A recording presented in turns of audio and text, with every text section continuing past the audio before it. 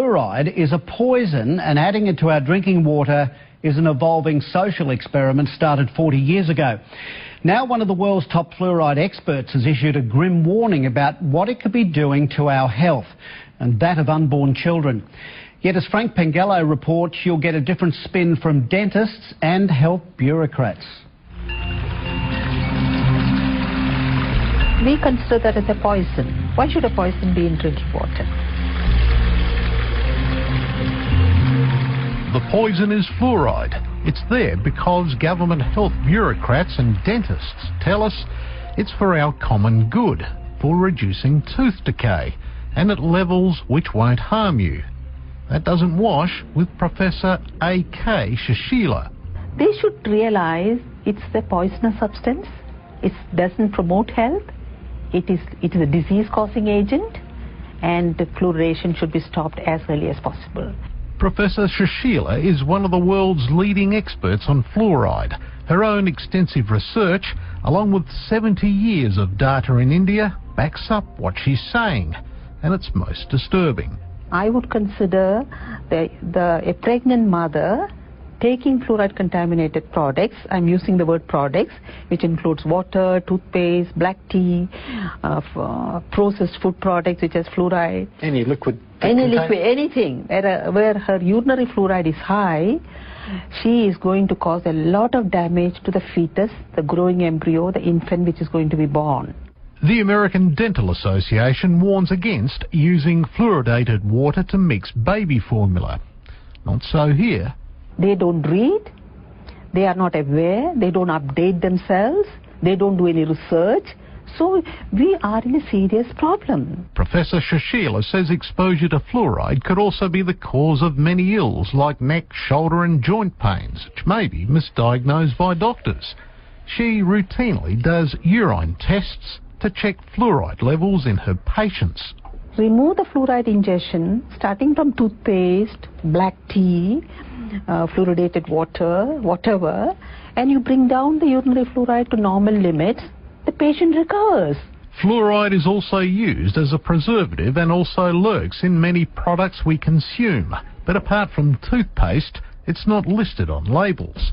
So it is coming into one's body through many sources, and you are not aware of it. The fluoride that goes into our drinking water is toxic waste from the production of fertiliser. For maybe 100 years, the phosphate fertilizer industry put out two very, very poisonous gases into the environment, hydrogen fluoride and silicon tetrafluoride. Eventually, they were required to capture those, and they did it with a wet spray, water, and that water converts these two very toxic gases into hexafluorosilicic acid. And it's this scrubbing liquor, which is about 25% strong, is put into tanker trucks, driven around the country, and added to our drinking water. Here's what's in the mix made in Australia. A sickening cocktail of heavy metals like arsenic, barium, beryllium, cadmium, lead, mercury, and on it goes. And in much higher concentrations than is allowed for lead and arsenic. Why should you make people drink a poisoned water? Well, it's forced medication for the masses. And there are more than 1,000 doctors and scientists around the world who, like Professor Shashila, condemn what's going on. The problem with that health about the issue. Instead, we got a written statement which didn't address our questions directly. It claims Mount Gambier children have 78% more tooth decay than those in Adelaide who drink fluoridated water, and that it's considered safe and used in other developed countries like the USA, UK and Canada. Well, there aren't many more on that list, as anti-fluoride campaigner Professor Paul Connett points out. Most European countries do not fluoridate. Austria, Belgium, the Netherlands, France, Germany, Sweden, Norway, Denmark, Iceland, Italy, Greece, Portugal. The overwhelming number of countries in the world do not fluoridate, and guess what? Their teeth are just as good, if not better, than ours.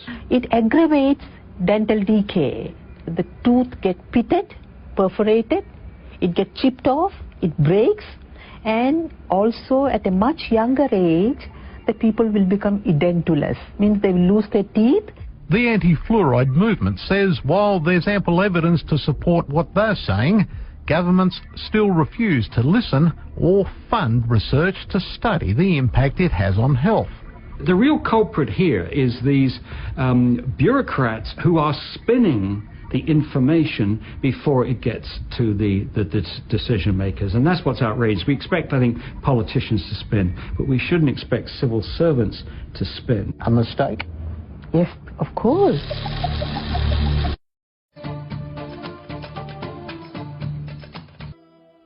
بیاییم سرعت احیای فرهنگ به فراموشی سپرده شده خویش را افزایش دهیم.